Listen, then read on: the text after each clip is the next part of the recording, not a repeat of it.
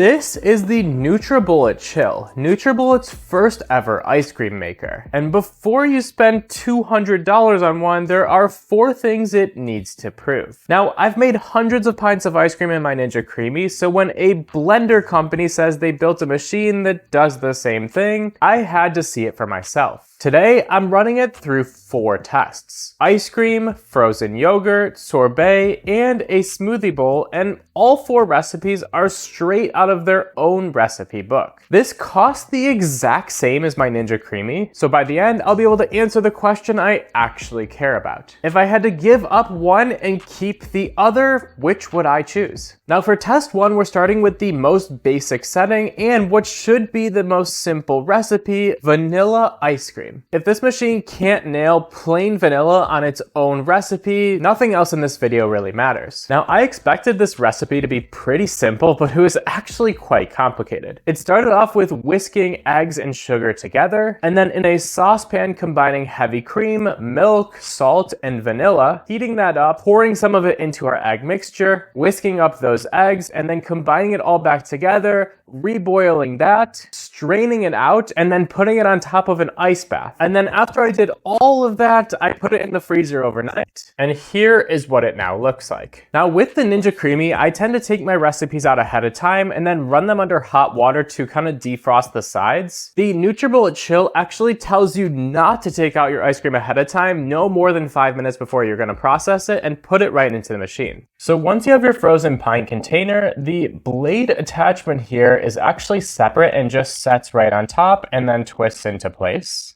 Then that whole thing just goes right into our chill here, slots into place, and twists to lock shut. So the setup is pretty straightforward. Now let's get it turned on, and we've got all of our settings to choose from. Now some of the 1-star reviews for this product mention that it's unbearably loud, so we're gonna find out how loud it actually is with a decibel meter on our first test. So let's run this on the ice cream setting, and it should take about 3 to 4 minutes. The first spin now finished, and before we take a look at the results, I wanna show you the decibel meter because it reached nearly 105 decibels at the loudest. And for reference, that's louder than a chainsaw, and you can really feel it while the ice cream is running. It's almost this super high-pitched screeching sound while it makes the ice cream, and guidelines actually say not to be at these decibel levels for more than 15 minutes. The Creami tends to run around the 90 decibel range, so this is definitely significantly louder, but how does it look? To release the pint, we just twist it the other direction and pop it up, and then twist this lid off, which is a little bit tricky. There we go.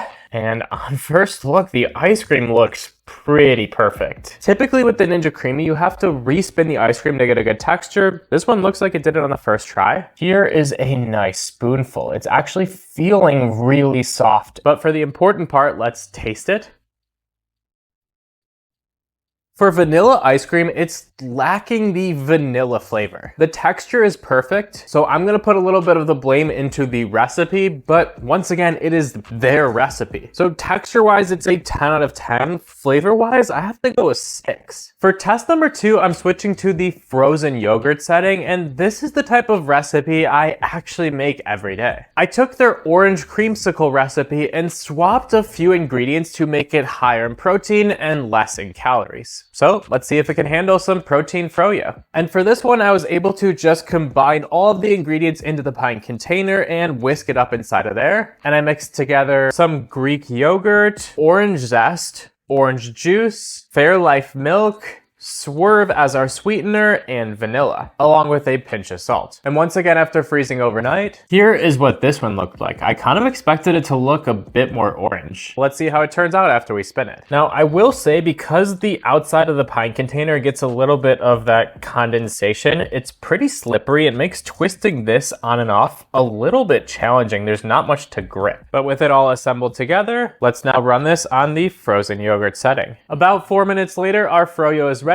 Let's take a look. And first impressions, okay, that one's not the best texture. Get a spoonful and maybe it'll change a little. The top layer is definitely crumbly. Under that, it starts to smooth out a little bit, so I'll kind of just help it out a little bit with the texture. And then we've got a nice spoonful we can taste test. Here we go. Hopefully it tastes a little better than it looks.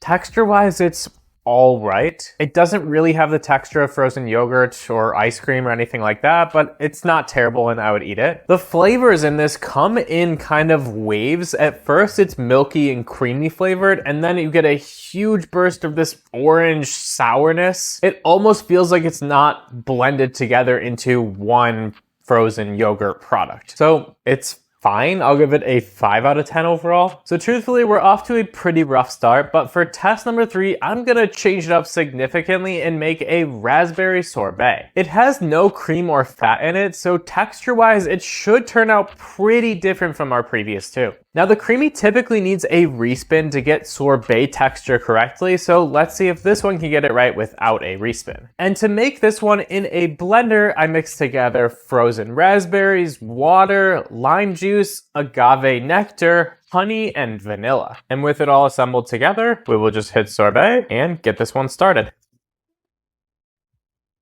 And let's check out the results now that it's done. My fingers are crossed for this one. Okay, texture is looking perfect on the first spin here. And as I was pulling this out, I just realized this is actually pretty hot. Now I've made 3 ice creams in a row, but I can't hold my hand on this for more than a second. Now let's get a good spoonful of this one, and it's genuinely looking perfect. Please be good, please be good. Hold on a minute. That is really good. The texture is spot on. The flavors are perfectly balanced. This one's a 10 out of 10. I will be devouring this. For our 4th and final test, let's make a smoothie bowl. And honestly, this kind of feels like NutriBullet's home turf because it should perform most similar to a blender, which is their entire business. And to make this one in a blender, I combined banana, dairy-free coconut yogurt, more agave nectar, cocoa powder, a scoop of chocolate protein powder, and some Fairlife milk. And here is our result after freezing. So with it assembled together, let's run this on the smoothie bowl setting. And now for our final results. The first look at our smoothie bowl. Okay, I'm loving that texture. Weirdly, some of the edges are way darker in color than the middle, so maybe it didn't perfectly blend through it. But let's get a good spoonful, a mix of both of those spots. Texture is looking immaculate, but how about the taste? Wow, it's chocolatey, it's banana-y. It reminds me a lot of like an acai bowl, and it's absolutely delicious. I think we've got another 10 on our hands. Now, real quick before my final verdict, let's talk about the cleanup. This blade piece right here is the only piece that you have to clean, outside of course the pint containers after you finish your dessert. And the piece is very, very easy to clean. All I've done through the test is basically just run it under hot water, and it pretty much just fully cleans itself. And then the cool part is, even if a little ice cream gets stuck in the cracks here, you can just push the blade up and clean under it, inside of it there too. So after all 4 of those tests, I never cleaned more than a single minute. But now back to the question from the start, the NutriBullet Chill or the Ninja Creami. The video started off pretty poorly for the NutriBullet Chill, failing to make ice cream and a protein dessert, but then weirdly took a full turn and excelled at making sorbet and a smoothie bowl. Now NutriBullet calls this their ice cream maker, but if you're someone who's looking to make ice cream every day, I have to recommend the Ninja Creami. I think that's pretty clear. However, if NutriBullet were to call this the smoothie bowl, and if you're someone who wants to make a smoothie bowl or sorbet every day, it definitely outperformed the Creami. So it's hard to say one or the other. I'm personally an ice cream guy, so if I had to choose one, I would go with the Ninja Creami, but I think both devices definitely have their place. Now, just one other thought. I did use the recipes directly from NutriBullet's recipe book, but it has me wondering maybe if I use the recipes that I know and love that I make in the Ninja Creami for ice cream, maybe the NutriBullet would make those just as well. So if you guys want to see that comparison, let me know. And in the meantime, Cuisinart also released an ice cream maker. I recently compared that against the Ninja Creami in this video right here. So go check that out too if you're debating between all of these.